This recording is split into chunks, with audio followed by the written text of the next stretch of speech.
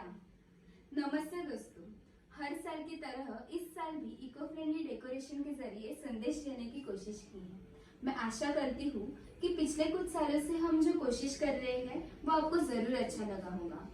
Corona corona corona, इस साल पूरी दुनिया में कोरोना नाम के महामारी के वजह से हाहाकार मचा हुआ है। पूरी दुनिया में लाखों लोग मर चुके हैं। इस महामारी को रोकने के लिए जो लॉकडाउन लगाया था उसकी वजह से मजदूरों का बहुत बड़ा नुकसान हुआ है। मजदूर अपने घर के लिए बहुत मेहनत कर रहे थे और जो मजदूर शहरों में काम कर रहे थे उनका काम बंद होने की वजह से उन्हें गांव जाना जरूरी था और ट्रेन और बसेस बंद होने की वजह से उन्हें सैकड़ों किलोमीटर तक पैदल ही जाना पड़ा। लॉकडाउन की वजह से देश की अर्थव्यवस्था को गंभीर नुकसान हुआ है। कारखानों को बंद रखने के कारण भारी नुकसान वहन करना पड़ रहा है। वही व्यापार भी बहुत तरह से ठप पड़ा हुआ है। लोगों की नौकरियां चली गई हैं, जिसकी वजह से बेरोजगारी की समस्या भी उत्पन्न हो गई है। लॉकडाउन की वजह से देश आर्थिक रूप से कमजोर पड़ रहा है। दिन रात सिर्फ कोरोना से संबंधित खबरें लोगों को मानसिक रूप से परेशान कर रही हैं। पूरे दिन घर पर रहने और शारीरिक व्यायाम न होने से लोग खुद को भी स्वस्थ महसूस न हो पा रहे हैं। बच्चे भी पूरे दिन घर पर रहकर चिड़चिड़ापन महसूस करने लगे हैं, क्योंकि वो बाहर खेलने हेतु अपने दोस्तों को मिलने से असमर्थ हैं। कोरोना वायरस की खबरें लोगों को परेशान कर रही हैं, जिससे कई लोग डिप्रेशन जैसी समस्या से भी जूझ रहे हैं।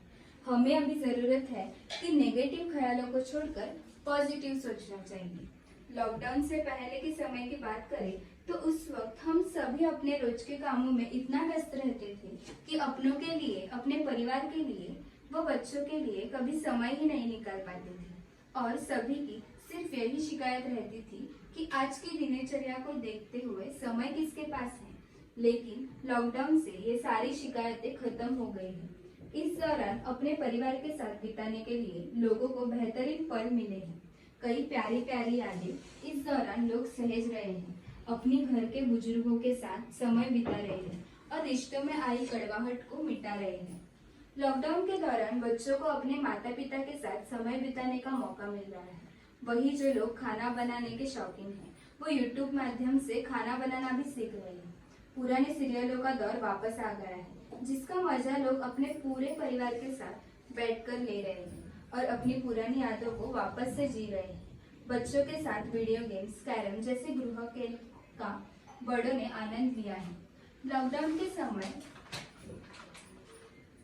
लोग अपने शौक को भी पूरा कर रहे हैं, क्योंकि उनको इसके लिए अपनी खुद की दबी इच्छाओं का पूरा करने का समय मिला है। जो लोग डांस सीखने के शौकीन थे और समय की कमी के कारण नृत्य कला को कहीं न कहीं से दूर कर रहे थे, आज वो अपनी इस हुनर को निखार रहे हैं।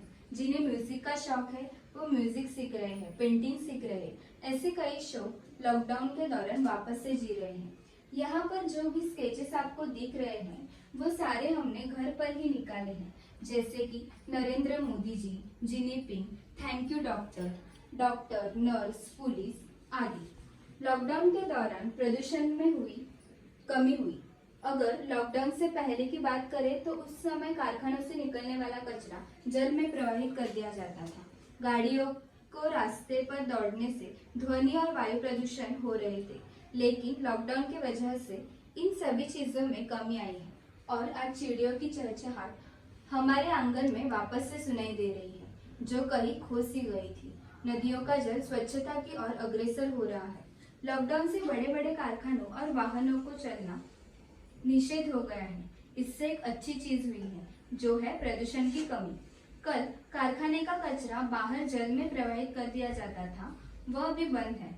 वायु, ध्वनि और जल प्रदूषण में गिरावट आई है, जो प्रकृति की दृष्टि से लाभदायक है। एक और बात, सारी दुनिया भारतीय परंपरा को अपना रहा है, जैसे कि शेक हैंड की जगह पर नमस्ते। कोरोना जो कहा जाता है चाइना ने फैलाया हुआ है। जिनपिंग मतलब चीन के विस्तारवादी सोच की वजह से भारत चीन सीमा पर युद्ध का माहौल बना हुआ है। कितने भारतीय जवान शहीद हुए हैं।